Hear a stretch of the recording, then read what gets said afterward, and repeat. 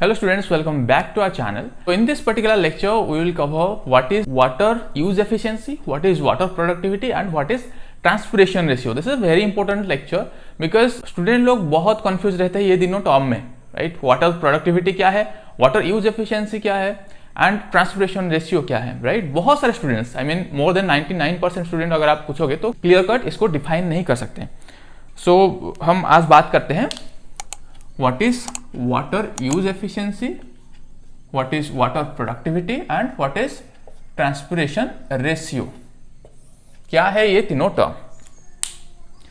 आज तक जो हम टेक्स्ट बुक में पढ़ते आ रहे हैं कि वाटर यूज एफिशिएंसी यानी what we have read in text book कि वाटर यूज एफिशिएंसी जो है यील्ड अपॉन ईटी इवापोट्रांसपिरेशन और yield upon water requirement. Okay, so that is not water use efficiency. This is not water use efficiency. You will ask, sir, what are you talking about? We have already read this from our graduation and we are also reading this and this is written in every textbook, every referred textbook, but this is incorrect. Let me tell you how. जब भी हम efficiency की बात करते हैं, what is efficiency? That is output per input.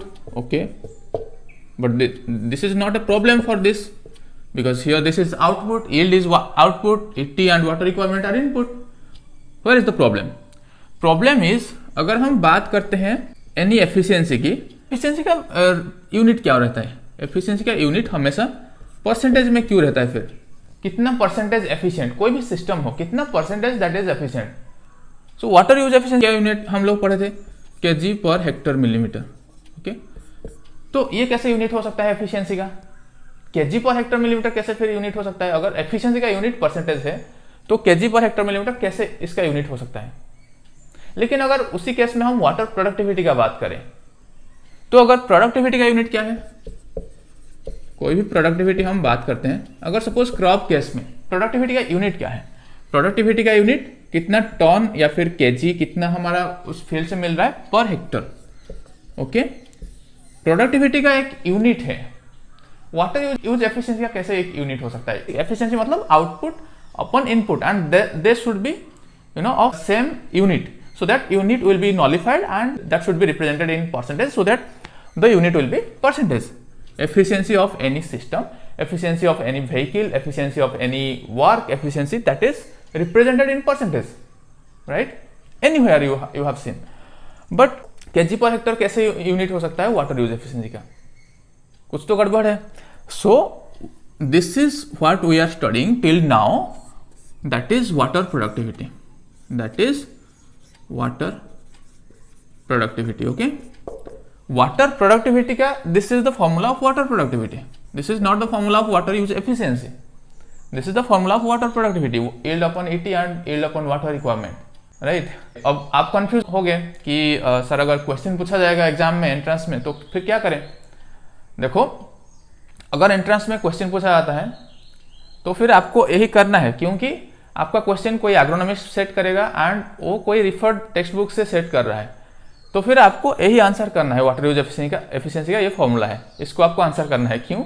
आप अगर दूसरा कुछ आंसर करोगे वो गलत होगा. लेकिन मैं अगर आप दूसरा कुछ टेक्स्ट बुक देखोगे, इंजीनियरिंग का हो गया या फिर इकोनॉमिक्स का हो गया या फिर कहीं पे आप ऑल ओवर वर्ल्ड कहीं पे भी टेक्स्ट बुक कुछ देखोगे तो वाटर प्रोडक्टिविटी का ये यूनिट है, नॉट वाटर यूज एफिशिएंसी का. वाटर यूज एफिशिएंसी मतलब परसेंटेज में ही वो आएगा.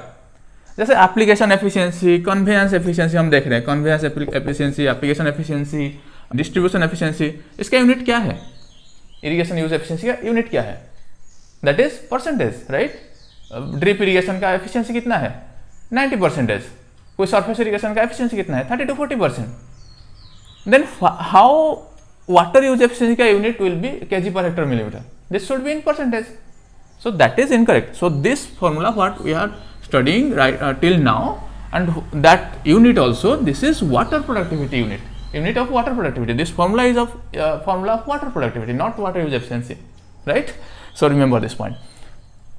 So water productivity is basically yield upon water requirement and yield upon ET.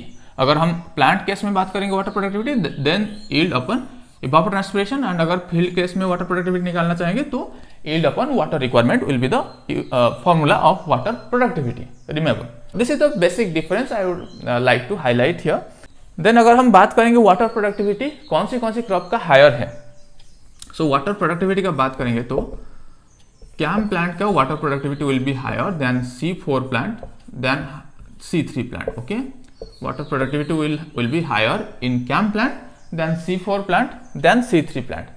Then हम लोग देख लेते हैं, ये डिफरेंस में बता दिया water productivity and water use efficiency के अंदर जो डिफरेंस है I mentioned here. Then transpiration ratio क्या होता है, this is kind of different. Okay, transpiration ratio is a different term. Okay, transpiration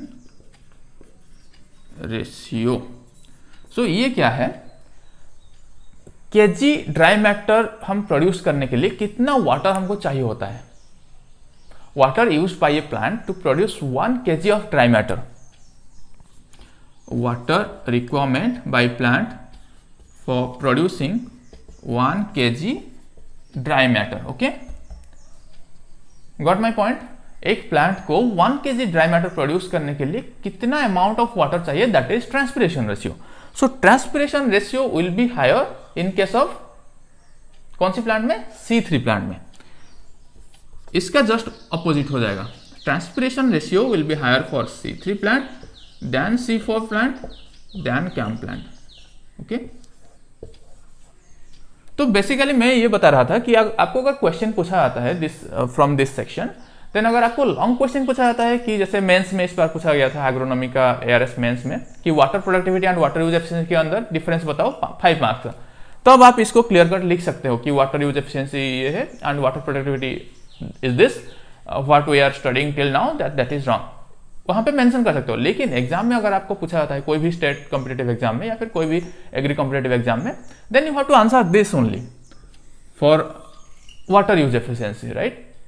क्योंकि वो लोग इसी को फॉलो करके ही, मतलब किसी टेक्स्ट बुक को फॉलो करके ही ये क्वेश्चन बना रहे हैं. They are not aware of this concept, right. So that's why they must put this option in question, so you have to answer that. But अगर कहीं पे लॉन्ग क्वेश्चन पूछा जाता है कि what is the difference between water productivity and water use efficiency, then you have to answer like this only, right. Then transpiration ratio के बारे में, तो यहाँ पे कितना क्वेश्चन हम कवर कर लिए, वाटर प्रोडक्टिविटी क्या है, किसका हाईएस्ट है, कितना यूज एफिशिएंसी क्या है, एंड वाटर प्रोडक्टिविटी का फॉर्मूला क्या है, यूनिट क्या है, और देन वाटर यूज एफिशिएंसी का यूनिट क्या है, and that is unitless and that is mention in percentage. Anywhere you efficiency पूछा जाएगा तो परसेंटेज.